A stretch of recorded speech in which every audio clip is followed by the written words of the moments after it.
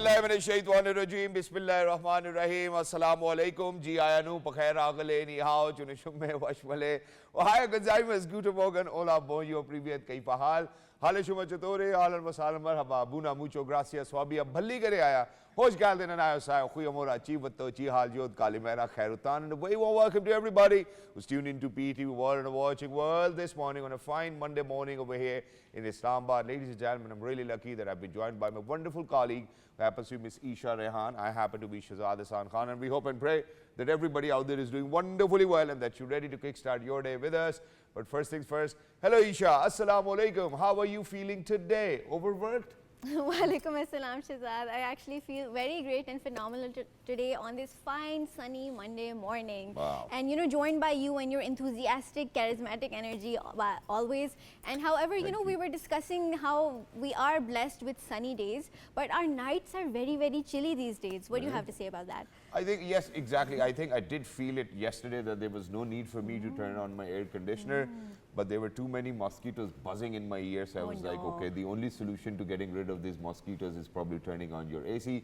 मुझे लगता है पता नहीं मच्छरों को सर्दी लगती है शायद वो इसलिए गायब हो जाते हैं. I think so, but I can be wrong too as well. And then I had to actually wake up in the middle of the night to turn on my fan because I wasn't able to get rid of my mosquitoes. And the only reason why there were mosquitoes in my room was that early morning, whenever I wake up, the first thing that I do is open the window of my room. Oh no, So I think that's the case. A big invitation for all the mosquitoes to come in. Yeah. But first things first, let's dive into today's news. The pride of Pakistan, Arshad Nadeem, returned home after winning a gold medal in Asian Athletics Championship in South Korea.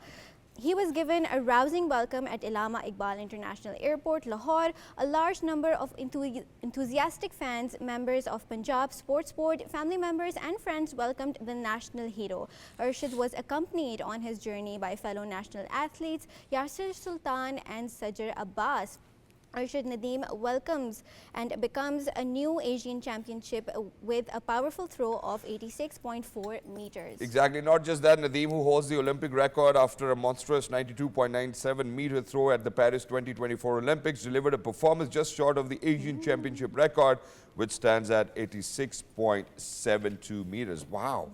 And I mean, I think Pakistan really needs to take a lot of pride in it as well, and for Arshad Nadeem to be this consistent and winning, you know, 3 gold medals consecutively is something that we are certainly proud of, and we can't keep calm. So thank you so much, Arshad Nadeem. And not just that, so while I was driving towards work today, you know, there's this road in F10 which is actually named after Olympian Arshad Nadeem. Wow. So it's always so good to see, and I think for people like Arshad Nadeem, these are the people who need to be the ideals of our younger generations, and we really need to learn from them how, you know, there has been perseverance, dedication and passion, and there's so much good name that they've brought to their country, alhamdulillah. So Arshad, thank you so much for always making our flag fly high, you know, so no matter wherever you're going to go in the world, you've always made Pakistan proud. But not just that, it's not only Arshad Nadeem who's making us proud.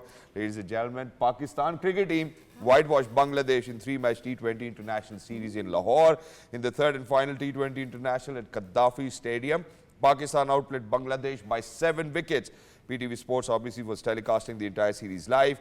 Earlier, batting first, Bangladesh scored 196 runs for the loss of 6 wickets in allotted 20 overs. Pervez Hussain and Tanzeel Hassan provide 110 runs stand for the first wicket partnership. Pervez Hussain remained top scorer with 66 runs, while Tanzeel Hassan made 42 runs. Tawhid Heradoy and skipper Litton Das scored 25 and 22 runs respectively. For Pakistan, Hassan Ali and Abbas Afridi bagged 2 wickets each. In reply, Pakistan achieved the 197-run target for the loss of 3 wickets in 17.2 overs. Mohammad Haris played a blistering knock and completed his maiden T20 international century, if I'm not wrong, in 45 deliveries. Haris remained top scorer with unbeaten 107 runs of 46 balls, smashed 7 sixes and 8 fours in his innings. Wow, I think it's just, and I think I would need to add over here how Saim Ayub made 45 runs while Hassan Nawaz added 26 runs for Bangladesh. Mehdi Hassan Miraz bagged 2 wickets. Mohammad Haris declared player of the match and player of the series. So congratulations to Mohammad Haris. You've been a phenomenal contribution to our T20 international squad, and for all of these people, I think they've done a phenomenal job. May it be Hassan Nawaz, may it be Saim Ayub, may it be Sahibzada Farhan. I think everybody did phenomenal. I think what we really need to kind of think about is who's going to bowl the new ball and what about the death over. So I think these are the 2 question marks which probably the administration is looking after as of now. That was very well put आज together. वाव नहीं कहा आपने? Wow, मैं आगे कहूँगी ना, इतनी Yeah. अच्छी और news पढ़ी हुई है. And you know, talking about how people are excelling all across the globe, joining us today is a man who is actually turning leather into learning. He is a fourth generation leather tradesman, and he is the creative mind behind Leather for Kids. He is known as the Leather Dude, and his name is JUNAID VOHRA, and he is on a mission to create 100,000 little leather artisans by the end of 2025. We are so excited to have him in studios today. Assalamu alaikum. How are you doing, JUNAID? Walaikum assalam. Allah ka shukr, Junaid- first class. How are you? Absolutely perfect. Junaid, thank you so much for your time. It's wonderful to have you over here.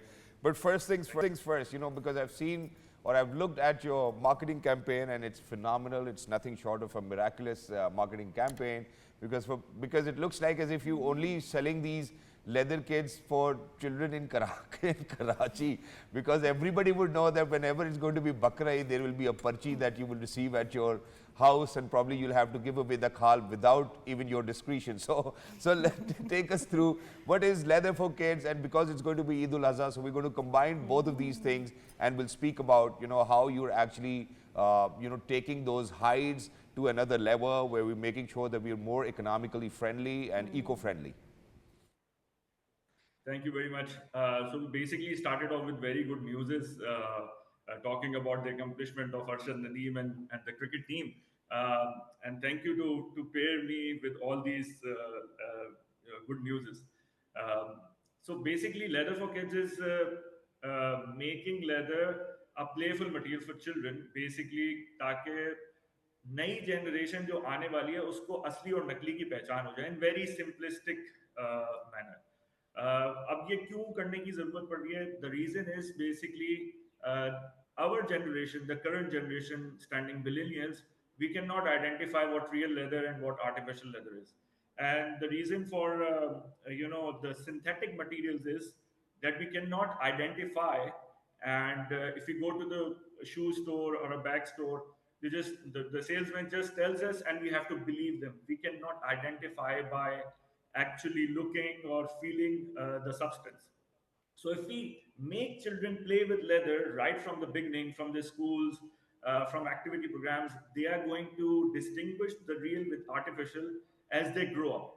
If they keep on playing with leather, if they keep on being around with the material, the actual real material, they are going to distinguish it very easily. Nobody can really deceive them. That's the whole point of making leather playful for children. And it's also about saving the industry, because the industry in general in Pakistan and in across the world is facing challenge from the opposition party that's called vegans. So in order to find a solution for that vegan propaganda, we need to create some people, the fraternity, the community of those people who understand what leather is, where does it comes from, and we all know that leather is a byproduct of the food industry, or from the bakra Eid that we are just going to have. So basically, it's a byproduct of that industry that brings you that material that we process and make it more artfully and aesthetically pleasing. I give That's example to great. you. When you Yeah, eat chocolate, sorry. and that's great, Junaid. Thank you so much for saying that. Thank you so much for letting our audiences know why you're actually on this mission. And I think it's great to kind of know that there's somebody finally who's actually not going to take the khal of the bakra for free from us on Bakra Eid. At least you will be spending. And as a matter of fact, I do know how, you know, our leather industry is actually huge over here in Pakistan. We export majority of the leather. There's leather jackets, and I do know how there are industrialists who are actually billionaires within the leather industry. It's great. And you, if I'm not wrong, are the fourth generation from the same family who's actually within the leather industry. So it's beautiful. Why do you think that you actually came up with this concept? Here, I would want children to actually play with leather products so that they could actually at least identify whether it's leather, whether it's synthetic, you know, whether, you know, whatever it is. Why do you think that there was this idea which popped up in your mind? Thank you for asking this question again. Basically, I've been exposed to the international fraternity, which is also having difficulties in selling leather to the current generation, the generation you and me belong to. And everybody is facing the similar challenges, and nobody had the solution. With our industry, the leather industry as in whole, they are not connected to the consumer directly. So, for example, if somebody produces leather, they're not directly connecting to the consumer. It is the brands that connect to the consumer. And if the brands are not giving out the awareness programs, or if they are not talking about the material, then it is very difficult for the consumer to understand. For example, if you open any fashion magazine, any international fashion magazine, they are not writing which leather they are using, or what kind of leather that they are using. They only talk about the design. They are not talking about the material per se. So if the consumers are not involved, then it is a high chance that consumer might go for the look-alike materials. So somebody had to find a solution, and the solution I came up is to actually educate the next generation, not the current generation. The current generation is already being polluted with the propaganda. They have a very short attention span. They're not going to, if we need to do a big marketing stunt, we need big budgets to take their attentions.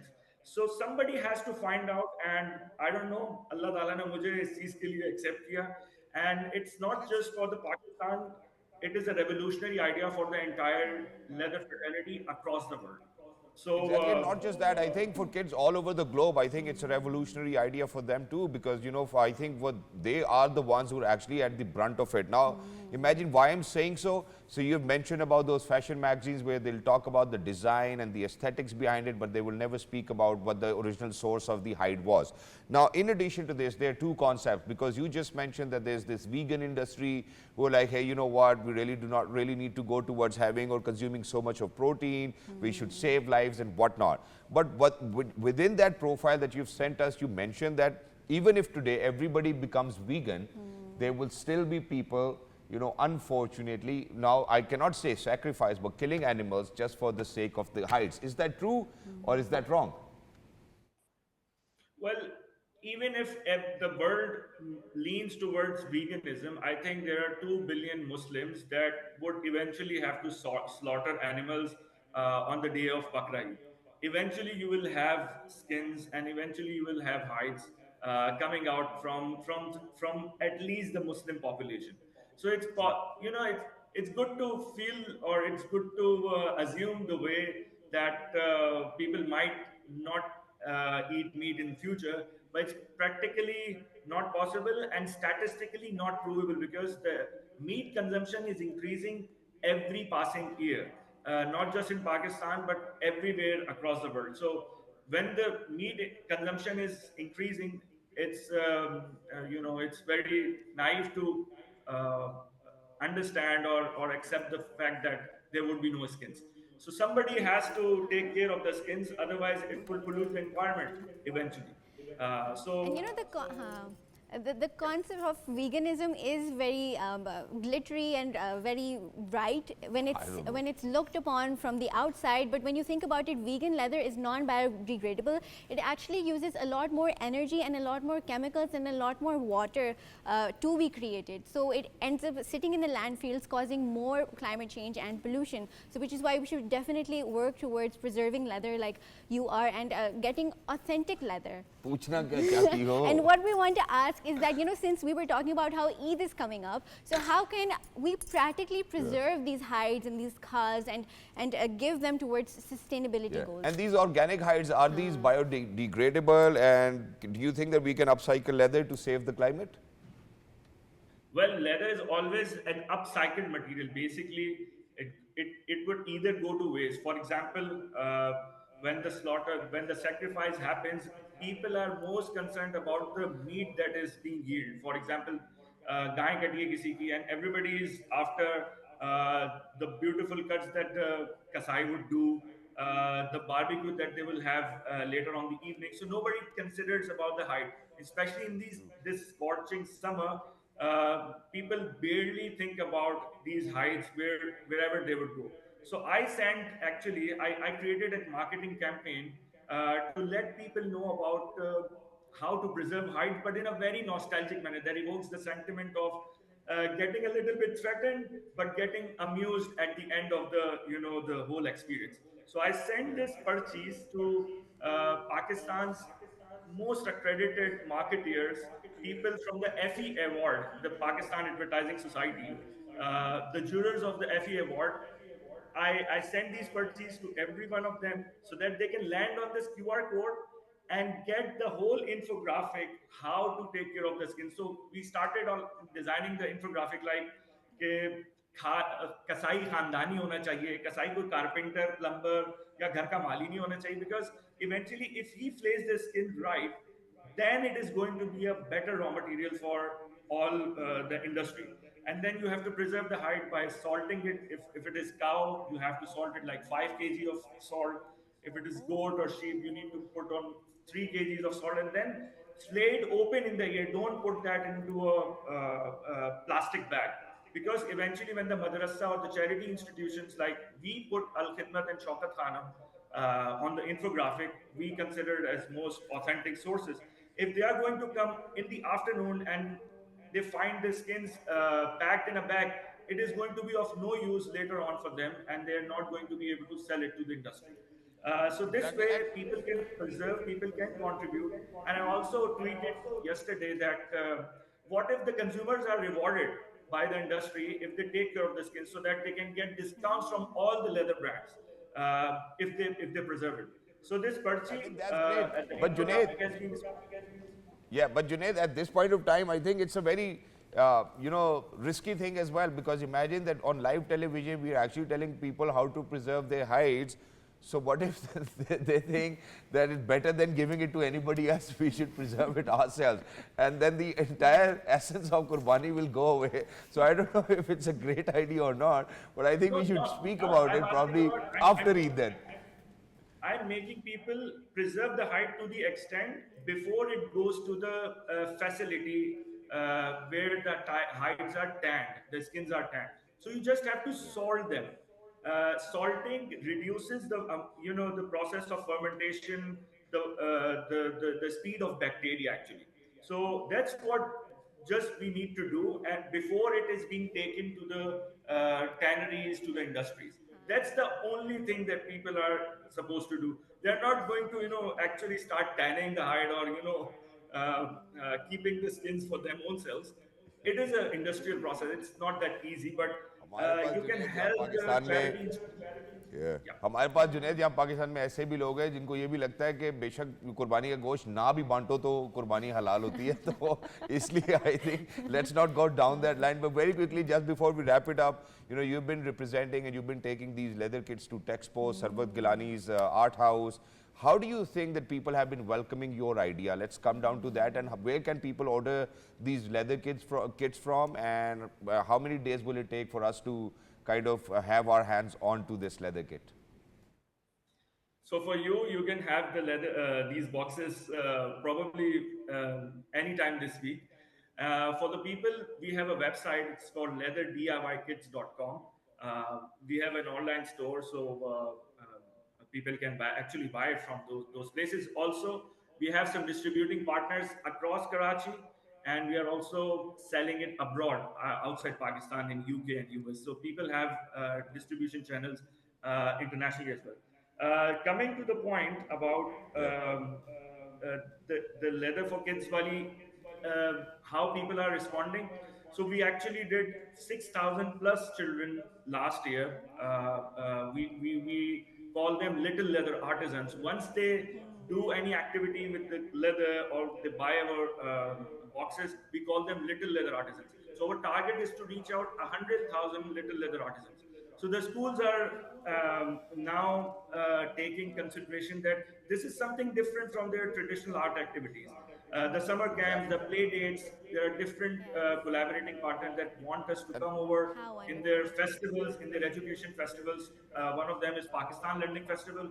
And we have a very recognized scientific museum in Karachi called PDF Magnifi Science Center. We're going to be Thank you conducting so the much, activity. Junaid. Thank you so much, Junaid. I'm very sorry, but we're short on time now. We have other guests that we really need to be in conversation with, but you've been such a wonderful guest that it looked like as if it's going to be a never-ending conversation. Inshallah, we'll have you over again after Eid. to talk about, how well you did in terms of making people understand how to actually kind of preserve their heights. I think it's wonderful. Thank you so much for this wonderful initiative. You've been at the front of it. Wonderful to be in conversation with JUNAID VOHRA, who's actually, ladies and gentlemen, making sure that kids will actually be able to identify whether something when they touch is synthetic leather or is it organic leather. But with that, ladies and gentlemen, just as we've mentioned about Arshad Nadeem, how we have mentioned about Pakistan cricket team, there are a lot of people who've contributed to Pakistan's success. And if we are to kind of speak about our artisans, our artists, our drama artists, our film artists, our singers, musicians, athletes, we really need to kind of remember all of those people who once were a part of this and have still always made sure that they're going to have an impact. And such an artist was Mr. Nanna, who was I think fabulous, so may it be a villain's role, may it be a comic role, Mr. Nanna has always made sure to give it his best as well. And today actually happens to be his death anniversary as well, and the entire Pakistan is observing Mr. Nanna's death anniversary. And for everybody who's out there, ladies and gentlemen, I think what we really need to do is we really need to make sure that how fans today actually remember famous film TV actor, comedian Rafiq Khabar Saab, who was actually known as Nanna on his 39th death anniversary. Rafiq Khabar, one of the prominent names in Pakistan's film industry during its golden era, made a mark through his eccentric comedy, facial expressions, ability to litter extempore jokes during movies without any script. Nanna got fame from the 1973 Punjabi film Zaidi and later on with the Urdu movie Naukar in 1976.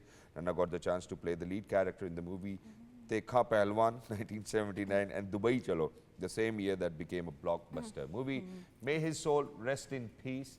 And I think he, whenever I look at him or his movies even now, I think it gives me quite a lot of relaxation and to see that there were these amazing artists who have made Pakistan proud. And with our last guest, how we were discussing about the importance of sustainability, we need to dive into how a huge chunk of a glacier in the Swiss Alps collapsed, causing a massive chunk of ice, mud and rock to be buried and bury a village. Drone footage broadcasted a Swiss national broadcaster surf showed a vast plain of mud and soil completely covering part of the village of Balaton, the river running through it and the wooded sides of the surrounding valley. The mayor of Balaton said that their village was under the rubble, while Stephen Geyser, an official of the canon of the Valais where Balaton is located, said that 90% of the village was covered by the landslide.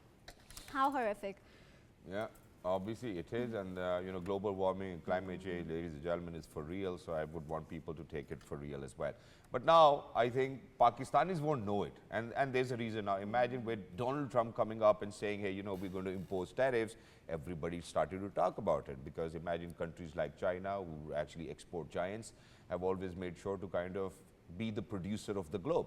How you're going to go into a market, there will be a barber, there'll be a fruit vendor, there'll be a dry cleaner, that's exactly how the ecosystem works. But nobody has ever thought about how Pakistan's tariffs work, and that's exactly something that we would want to dive into as well. We're very lucky that we've been joined by the Deputy Director, Ministry of Commerce. He is Mr. Muhammad Umar RIAZ. Hello, assalamu alaikum. Good morning, sir. How are you feeling today? Walaikum salam. Pleasure to be here. Thank you so much for having me. Likewise, and thank you so much for joining us. Wonderful to have you. Let's dive into the basics first. What exactly is a tariff, and how is it crucial for Pakistan's economy? Yes, a tariff is essentially a tax imposed on imported goods. So it creates a price differential between the world market price and a domestic price of an imported good. For instance, if the world price of a good is, say, 100 rupees, and a tariff, and we impose a 10% tariff, so the domestic tariff becomes 110 rupees, the domestic price becomes 110 rupees. So the price difference, 10 rupees, is the tariff revenue, which is collected as the revenue by the government, which the government then can use to finance its expenditure. So at the very core, tariffs are simple. But the tariffs, their impacts, they create ripple through the economy in many complex ways. They may alter prices, wages, trade patterns, and even exchange rates. So in Pakistan, for instance, we have this first ever national tariff policy, which was formulated in 2019 and which was implemented for a period of 5 years, from 2019 to 2024. And the primary purpose of this national tariff policy was to impose tariffs, to rationalize tariff structure, and to spur industrial and economic growth. I think it's great, and you know, to have a policy in place is great too. Now, imagine that for me, who actually happens to be, you know, an enthusiast of cars, you know, so and I would want, you know, to collect cars from, you know, probably Germany, from Japan, and from all over the globe. You know, if you are a car enthusiast. But the only problem is that for a country which is already in a trade deficit, how do you think that just by imposing tariffs, it will help them to kind of boost their economy? Do you think it will help, or is it a great idea? Yes, because for auto sector, we definitely have a separate policy, which is So called zyada Auto percent Industry duty Development and was. Export Policy, Yeah. which was implemented from 2021 and it will expire in 2026. Yep. And the primary purpose is that we are in the government are deciding and debating about the fact that the tariffs should be rationalized. And that is why we are working on a new tariff policy, because the old tariff policy, the first ever tariff policy, is going to expire in this fiscal year. And the government is working on drafting on a new tariff policy. And in this tariff policy, we are looking forward to have a policy which is aimed at the export-led growth first, and second, to simplify the concession regime which was available under the first tariff policy. So does that mean that in days to come, the cars will be a little cheaper to import? I cannot comment on that because that is something Because the which policy is yet to come. Yes, the policy is yet to come and the things are being debated. And this is something which I cannot comment, but the government is in consultation with the stakeholders and definitely. And the second bit of the question where, you know, if a country, you know, which is already experiencing trade deficits for a longer period of time, do you think it's a better idea to just impose tariffs on imports, or do you think that we really need to reduce imports and focus more on exports? Yes. Tariff was initially in Pakistan was considered to be a tool for the revenue generation. True. So when that is why we have very multi-layers of complex structure. We have customs duty, we have additional customs duty, we have the regulatory duty. Yep. So we have this complex structure. But in 2019, the government started to think that the revenue generation must not be the primary purpose of tariff. Rather, it should be used as a tool of a trade policy instrument. And that is what we are aiming at. Okay. That if the revenue generation is to be done, it is to be done by the domestic taxes, by the Federal Board of Revenue. Tariff is considered to be the byproduct. The revenue is just the byproduct. Yeah. It is basically a basic tool, the trade policy tool. So now what we're trying to say is that the government does not really prioritize tariff as a source of revenue generation. Since 2019 when the policy was in place. Are we trying to say that? Because in principle, in theory, yes. Okay. Because it has been written in black and white that tariff would not be used in 2019 policy. It has been written down explicitly. The tariff would not be used as a tool of revenue generation. Rather, it would be used as a tool of trade policy. And you know, Pakistan's tariff regime revolves around the balance between protectionism and liberalization. So protectionism revolves around protecting local industries, however liberalization revolves around boosting exports. So how have we been successful in this? Actually, there is a balance. We have to, the policy creates a balance between the two. And the policy, we have this cascading tariff. The cascading tariff refers to the tariff structure in which the amount of the import duties increase with the level of processing and the value addition. For instance, the raw materials are taxed lower, and the finished good, the semi-finished goods and the intermediate goods probably receive and face proportionally higher tariffs. So this is a balance that we create so that the policy aims at making it cheaper to import inputs, raw materials and machinery, and makes it more expensive to import the fully furnished and the fully finished goods. So, Exactly. And how do you think that, you know, with all of these tariffs being in place, we are actually protecting our domestic industries? And do we have such vast domestic industry where we could actually protect all of it as well? Because I don't think that we happen to be amongst the top producers all over the globe. So we really need to kind of work on our local industry. Do you think that this highlights that? yes, because we understand that we do protect, we use the tariff policy to protect the nascent industry. Okay. And we do export. We have a huge manufacturing sector in Pakistan. We have an enormous textile sector which contributes to the exports of Pakistan exponentially. And we protect, we use obviously tariffs to protect other nascent industries. For instance, the industry is established and it says that it wants to grow. It requires protection for a certain period of time, the government takes into account and considers the request submitted by this particular nascent industry and provides certain degree of protection to it so that it may flourish and it saves it from protection. So yes, we do have manufacturing sector and a very vibrant manufacturing sector. And the new policy is also, that's being drafted, that is at the approval stages, that is still being discussed and debated at the various forums. The details, obviously, I cannot share that what exactly is being debated until and unless the policy gets approved. But the aim is that the tariff should be a instrument of trade policy, not a revenue generation tool. Yeah. Thank you so much for saying that, and point taken and point understood as well. Now let's talk about how things are on a very global level.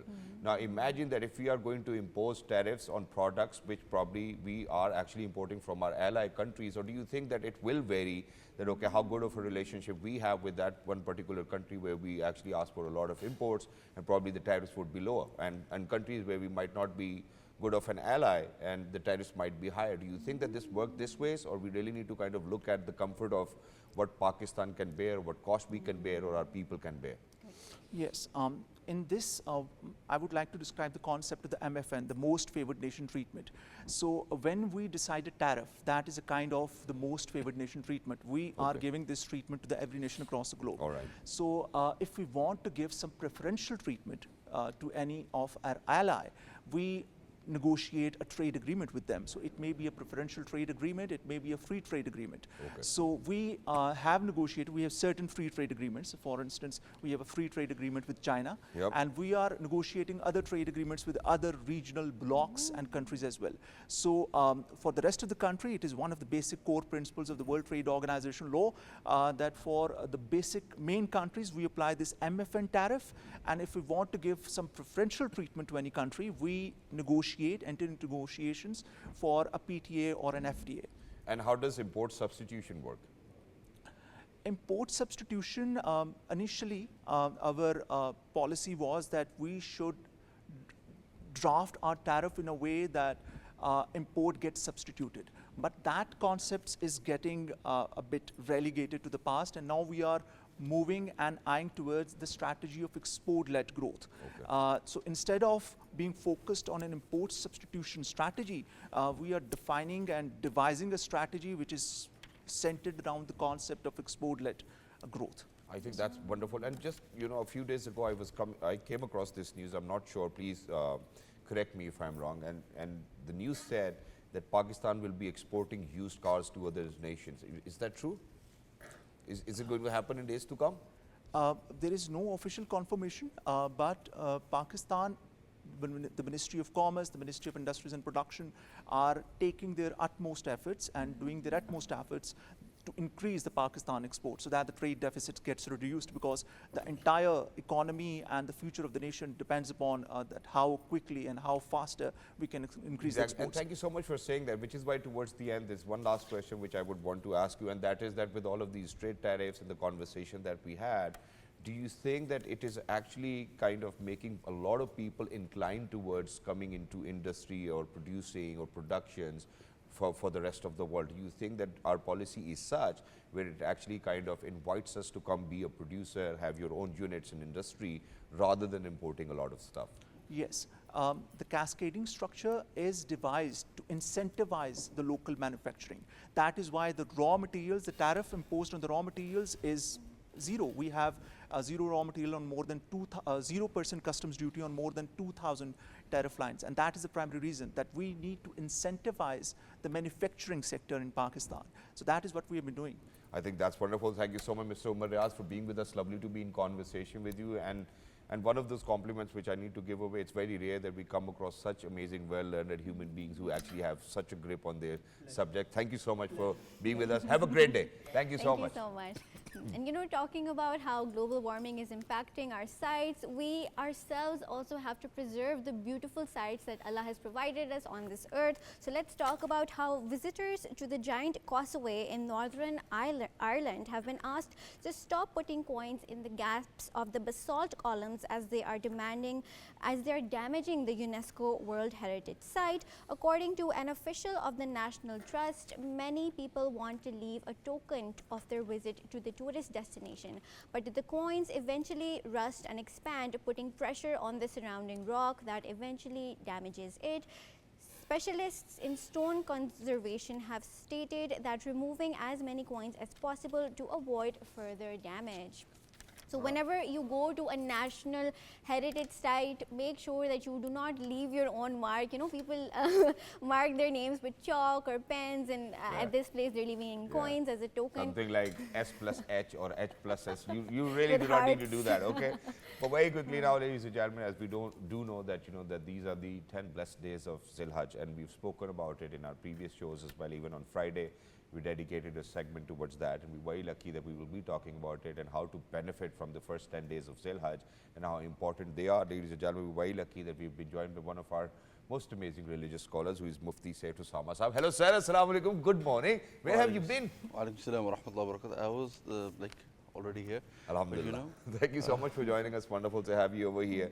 And so on Friday, we did establish how, you know, the first 10 days of Hajj are really important, and how even in Quran Allah mentions, and how ulama says that Allah has actually mentioned about the 10 days. How do you think that we can benefit from these 10 days of Hajj?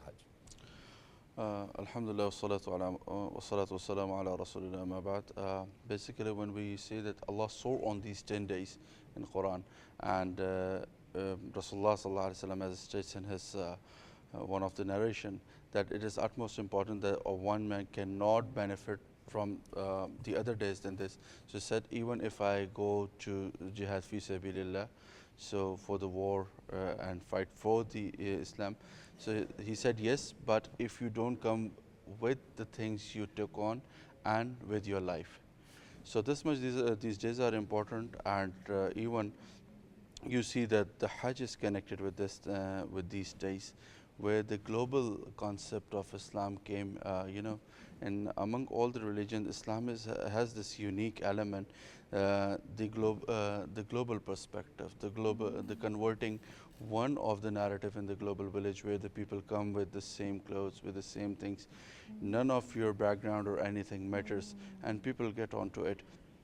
And where the Allah says, and even you say when we go to the Hajj, so Allah in the Quran mentioned that three things, if you do that, you are going to miss all the goods from this Hajj. What are those three Wala things? rafasa, wala fusuqa, wala jida.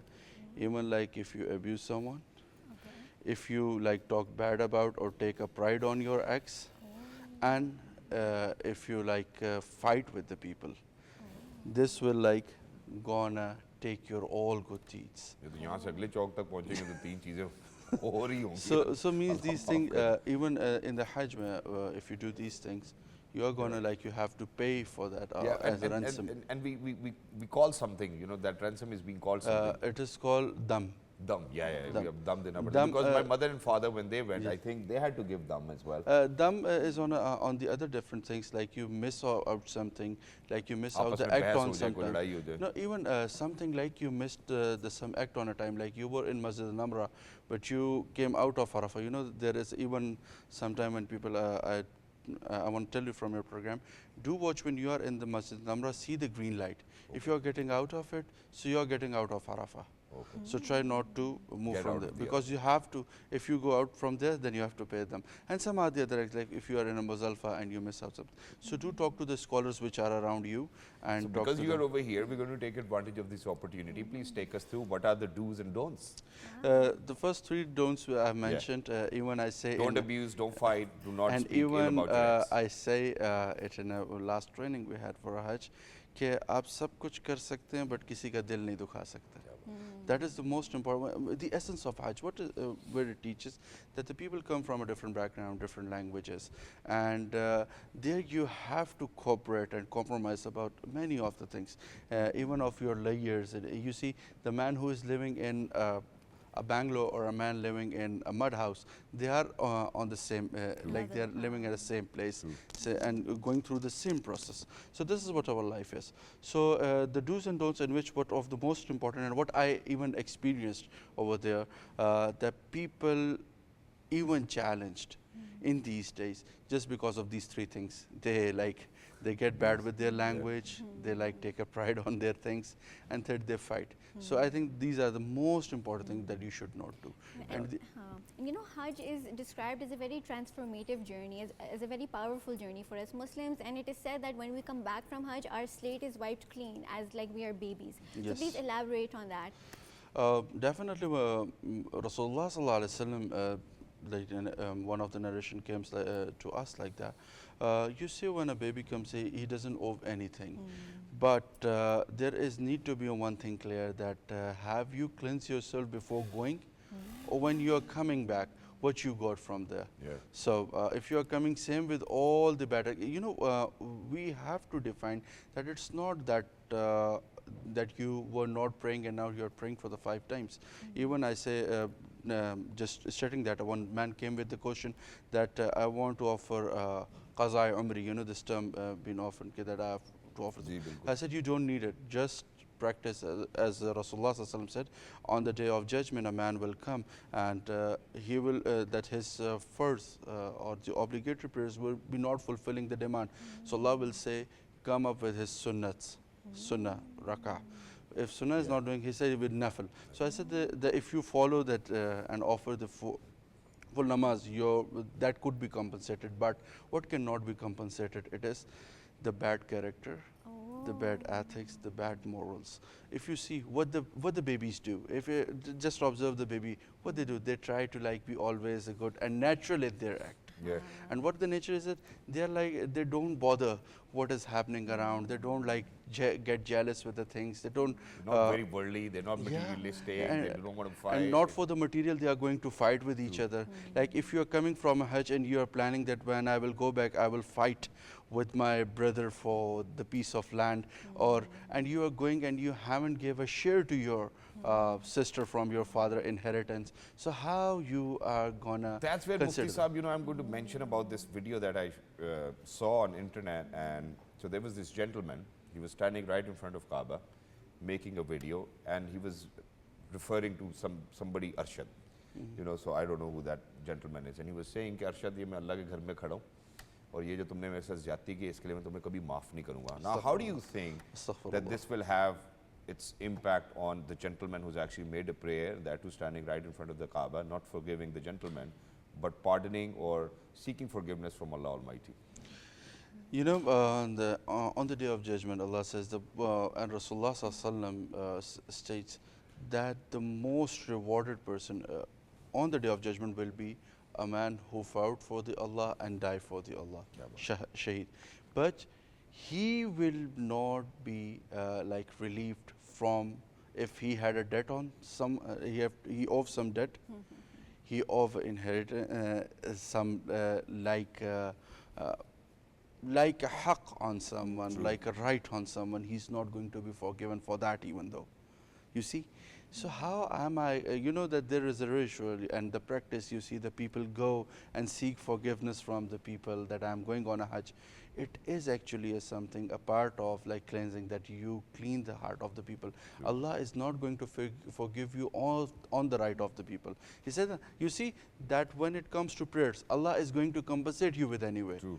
He said, but not when you have Inna Allah, as Allah says in Quran, Inna Allah la yaghfiru an yushraka bi, that He just don't like that if you make someone connected to Him. It's something that you should focus only on Allah.